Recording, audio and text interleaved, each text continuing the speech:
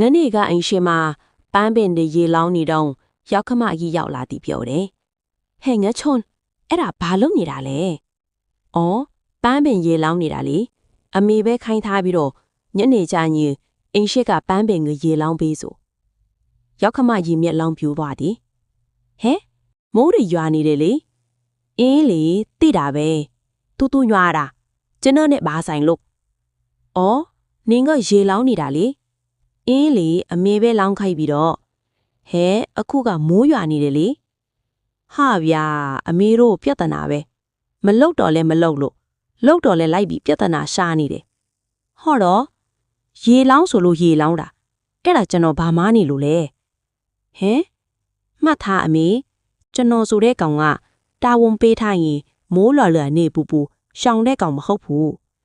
အမလေးနော်ဟဲ့မီလုံးကြီးနင့်ယောက်ျားကိုလာပြောအောင်ဟဲ့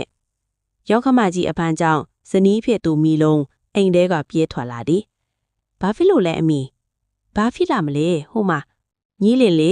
မိုးရွာထဲမှာရေလောင်းနေတယ်အဲ့ဒါညီးမပြောတော့ဘူးလားထိုအခါမီလုံးကမီးဝင်းဝင်းတောက်တဲ့အကြည့်ဖွင့်တော့ကိုချွန်းရှင်းမှာစဉ်းစားတတ်တဲ့ဦးနှောင်မရှိဘူးလားပြောစမ်းပါအောင်ရောက်ခမကြီးကမြှောက်ပေးသည်ကျွန်တော်ကဟာ